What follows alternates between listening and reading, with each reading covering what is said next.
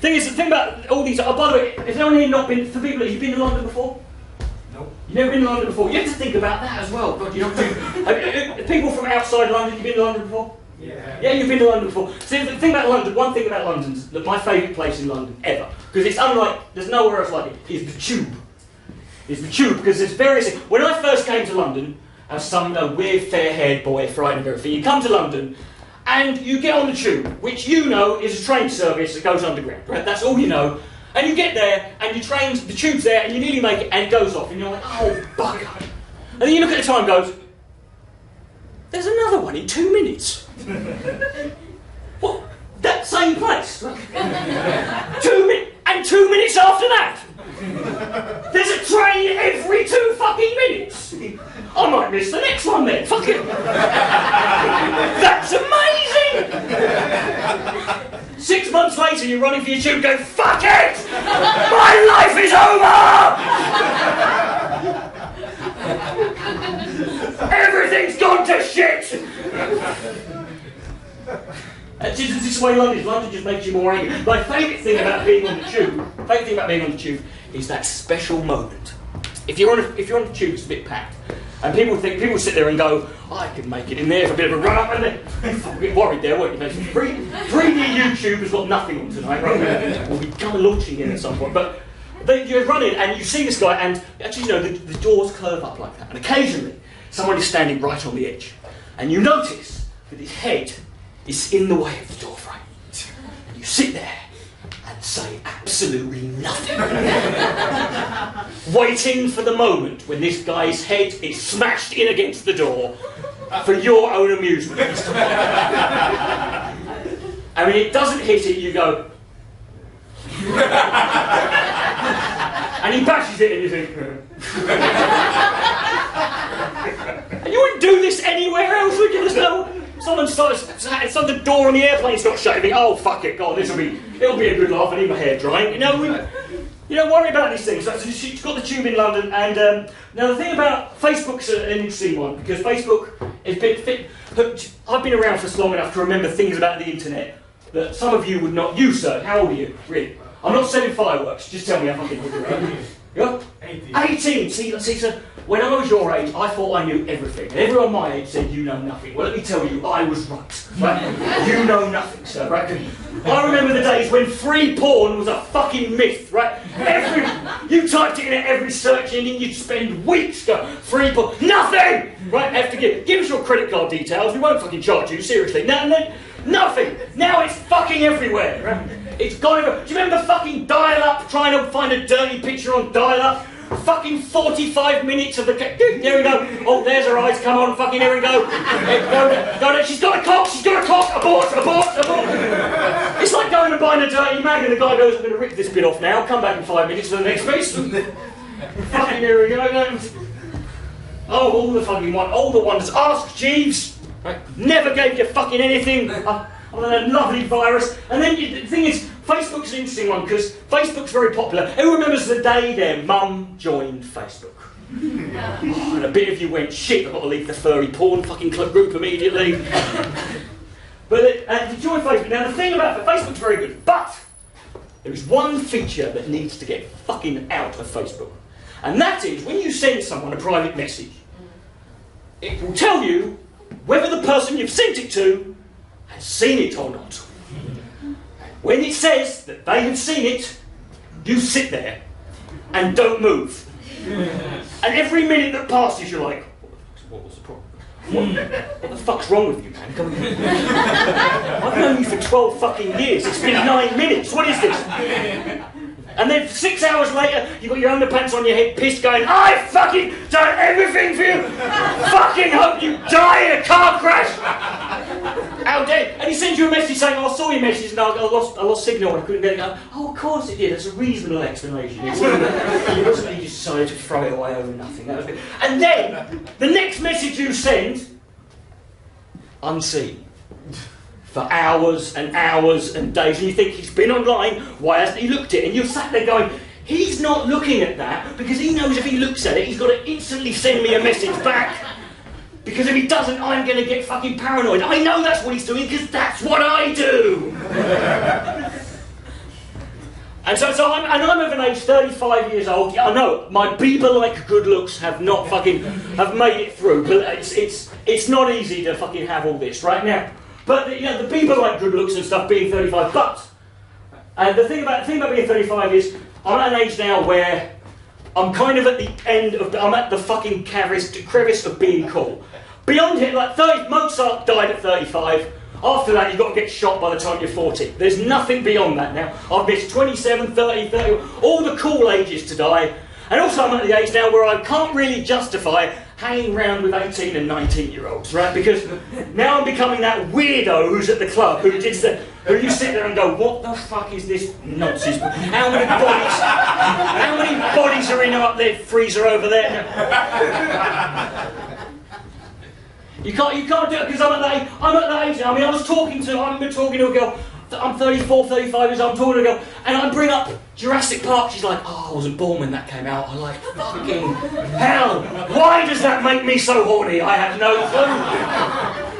I developed a nostalgia fetish. Now I'm trying to find how far can I go close to the present before they remember something. I'm going, do you remember the movies? No fucking no. Let's sing the Grange Hill theme tune. Come on, do it. Do you remember the original Ninja Turtles? Yes, instant flopper. You couldn't avoid it. Now the Willow and the Wisp jokes. That's the one that don't. Anyone remember Rent a Ghost? Yeah. Yes, over there. So always one.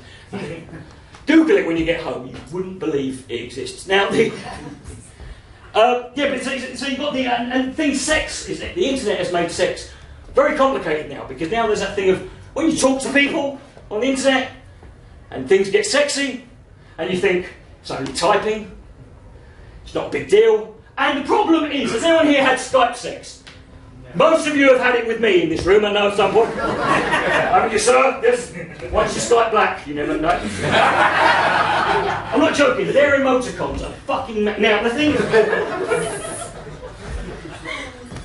But no, the thing is, you ever Skype sex with anyone?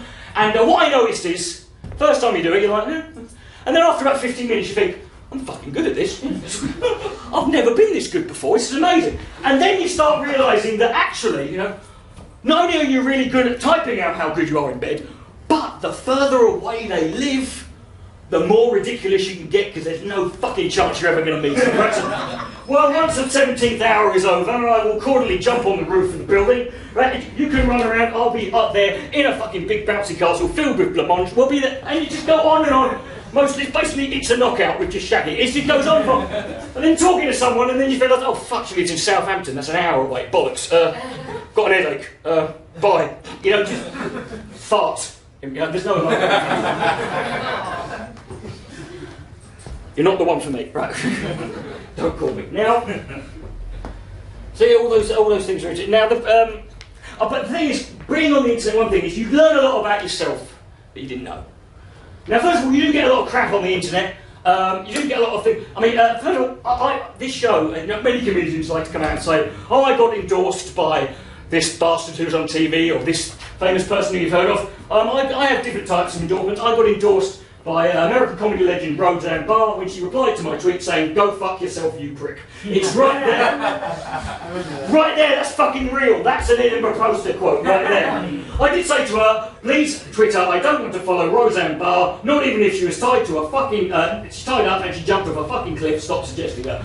Roseanne took offence to that, right? So, you're in good hands tonight, okay? I'm a man who's been abused by people who used to be a lot funnier than me. Now,